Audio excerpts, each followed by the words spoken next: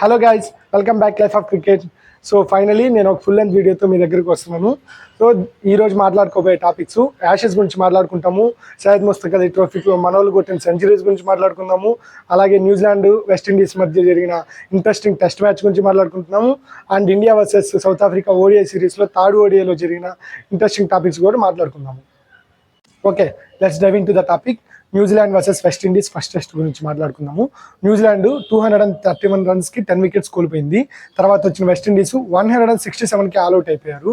అందులో first Williamson ఒక 50 runs score చేశాడు, బ్రేస్వెల్ ఒక 47 రన్స్ స్కోర్ చేశాడు, ఇంకెవరు పెద్దగా స్కోర్ చేయలేదు. తర్వాత వచ్చిన న్యూజిలాండ్ సెకండ్ ఇన్నింగ్స్లో 466 రన్స్ 8 వికెట్స్ కోల్పోయిన తర్వాత డిక్లేర్ అనేది చేశారు. అప్పుడు Tom Latham 145 runs, Rachin Ravindra 176 runs అనేది స్కోర్ చేశాడు. దీంట్లో కేమర్ రోచ్ ఒక 5 వికెట్ హాల్ కూడా తీసుకున్నాడు. ఫోర్త్ ఇన్నింగ్స్లో 531 రన్స్ హ్యూజ్ టార్గెట్ చేజింగ్లోకి వచ్చిన వెస్టిండీస్ జస్ట్ 73 రన్స్ కొట్టలేక మ్యాచ్ అనేది డ్రా చేసుకునింది. దీంట్లో కీ రోల్ ప్లే చేసింది సాయి హోప్ 140 రన్స్, గ్రీవ్స్ ఒక 202 రన్స్ చేశాడు. అండ్ వాళ్ళిద్దరి మధ్య పార్ట్నర్షిప్ గ్రీవ్స్ మధ్య సాయి హోప్ మధ్య 382 బాల్స్లో 196 రన్స్ అనేది చేశారు. అండ్ గ్రీవ్స్ మధ్య రీచ్ మధ్య 409 బాల్స్లో 180 రన్స్ ఎక్సలెంట్ పార్ట్నర్షిప్ అనేది వచ్చింది. వీళ్ళిద్దరు ఈ పార్ట్నర్షిప్ వల్లనే మ్యాచ్ అనేది డ్రా కూడా అయింది. ఫోర్త్ ఇన్నింగ్స్లో 457 రన్స్ కొట్టడము, 163 ఓవర్స్ ఆడడం అనేది ఒక మామూలు విషయం కాదు. 3 న్యూ బాల్స్ తీసుకున్నారు ఈ ఫోర్త్ ఇన్నింగ్స్లో. సో ఇది వెస్టిండీస్ వాళ్ళకి ఒక మంచి కంబ్యాక్ అని చెప్పుకోవచ్చు. నెక్స్ట్ టాపిక్ యాషెస్లోకి వెళ్ళే ముందు ఫస్ట్ నా వీడియో కంప్లీట్గా చూడండి. కంటెంట్ నచ్చినట్లయితే లైక్ అండ్ సబ్స్క్రైబ్ చేయండి. Okay, let's dive into the topic.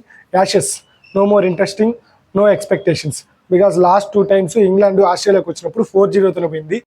ఈ యాషెస్కి మాత్రం పక్కా player of the series Starc అనే చెప్పేయచ్చు. ఫస్ట్ 2 మ్యాచెస్లోనే 18 వికెట్స్ తీసుకున్నాడు. అండ్ సెకండ్ మ్యాచ్లో ఫస్ట్ ఇన్నింగ్స్లో హైయెస్ట్ స్కోరరు స్టార్కు 77 రన్స్ కొట్టారు.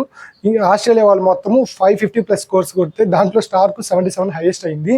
దాంట్లో టాప్ 7 బ్యాటర్స్ 70+ స్ట్రైక్ రేట్తో ఆడారు. మంచి అటాకింగ్ ఇంటెంట్తో ఆడుతున్నారు వాళ్ళు. దాంతో 511 రన్స్ కొట్టారు 117 ఓవర్స్కి. And also most happiest person ఈ మ్యాచ్లో వచ్చి మాథ్యూ హేడెన్ చేసిన ప్రామిసెస్ అనేది చేశాడు. జూరూట్ 130 రన్స్ స్కోర్ చేసి ఫస్ట్ ఇన్నింగ్స్లో ఇంగ్లాండ్ని ఒక రెస్పెక్టబుల్ టోటల్లోకి తీసుకొచ్చాడు. But all the way second ఇన్నింగ్స్లో అయితే అవుట్ అయిపోయాడు త్వరగానే. ఐ థింక్ ఈ సిరీస్ ఆల్సో కూడా ఆస్ట్రేలియానే డామినేట్ చేసి తీసుకెళ్ళిపోతుంది. And next topic Syed Mushtaq Ali trophy. దీంట్లో మన వాళ్ళు ఐపీఎల్ స్టార్స్ చాలా మంది సెంచరీసే బాతారు. దాంట్లో ఆయుష్ మాత్రం 2 సెంచరీస్ కొట్టాడు. And Abhishek Sharma as usual మంచి స్ట్రైక్ రేట్తో 148 రన్స్ 52 బాల్స్లోనే కొట్టాడు. And Padikkal, Ishan Kishan, Abhimanyu Easwaran, Urvil Patel, Sarfaraz Khan and Vaibhav Suryavanshi also ఒక సెంచరీ కొట్టాడు. అండ్ కన్మోనోల్ అండ్ కరణ్ లాల్ కూడా ఒక సెంచరీ కొట్టారు. అండ్ షమి ఒక 12 వికెట్స్ అనేది తీసుకున్నాడు ఇప్పటి వరకు. And coming to next topic, India versus South Africa third ODI గురించి. ఫైనలీ మన వాళ్ళు టాస్ అనేది గెలిచారు కేఎల్ రాహుల్ కెప్టెన్సీలో. అప్పుడెప్పుడో 2023 వరల్డ్ కప్ సెమీఫైనల్లో న్యూజిలాండ్ మీద టాస్ గెలిచామే. దాని తర్వాత ఈరోజే మనం టాస్ గెలవడము. టాస్ గెలిచి మన వాళ్ళు యాజ్ ఎక్స్పెక్టెడ్ బౌలింగ్ తీసుకున్నారు. సౌత్ ఆఫ్రికా వాళ్ళని బ్యాటింగ్ చేయమని చెప్పారు.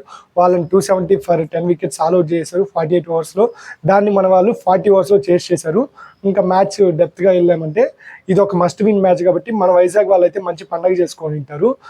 ఇందులో కోహ్లీ మళ్ళీ ఒక 50 కొట్టాడు, రోహిత్ శర్మ ఒక 50 కొట్టాడు, జైస్వాల్ ఫస్ట్ 50 వరకు కొంచెం తడబడుతున్నా కూడా సెంచరీ అనేది కంప్లీట్ చేసుకున్నాడు. ఇక్కడ ఈ సిరీస్ మొత్తంలో మనకి జరిగిన హ్యాపీయెస్ట్ న్యూస్లు ఏంటంటే Gaikwad, Jaiswal made in ODI centuries చేసుకున్నారు.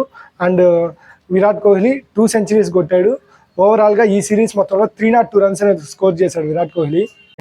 దాంతో ఇండియా నిన్న 9 వికెట్స్తో మ్యాచ్ గెలిచింది. Saturday for Tilak and Ruturaj Gaikwad వాళ్ళకి నిన్న బ్యాటింగ్ రాలేదు కోహ్లీ అండ్ జైస్వాల్ ఆడడంతో. నిన్న రోహిత్, జైస్వాల్ మధ్యలో ఒక 155+ పార్ట్నర్షిప్ అనేది వచ్చింది. అండ్ జైస్వాల్, కోహ్లీ మధ్యలో కూడా ఒక 100+ పార్ట్నర్షిప్ అనేది వచ్చింది. జైస్వాల్కి ఉన్న అడ్వాంటేజ్ ఏంటంటే ప్రతి ball to ball Rohit Sharma వెళ్ళి జైస్వాల్తో మాట్లాడుతున్నాడు. అదే కాన్ఫిడెన్స్తో జైస్వాల్ అనేది సెంచరీ చేసుకోవడం జరిగింది. యాజ్ సేమ్ యాజ్ సెకండ్ ఓడిఐలో కూడా గైక్వాడ్కి Virat Kohli ball to ball మాట్లాడడం వల్ల ఆ కాన్ఫిడెన్స్తో గైక్వాడ్ కూడా సెంచరీ చేసుకున్నాడు.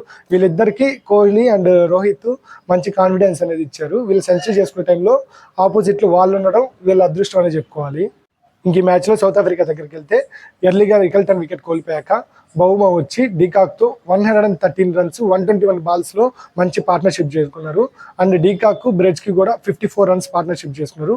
డీకాక్ ఒక ఎక్సలెంట్ సెంచరీ చేశాడు. 6 సిక్సెస్ 8 ఫోర్స్తో 106 రన్స్ అనేది స్కోర్ చేశాడు.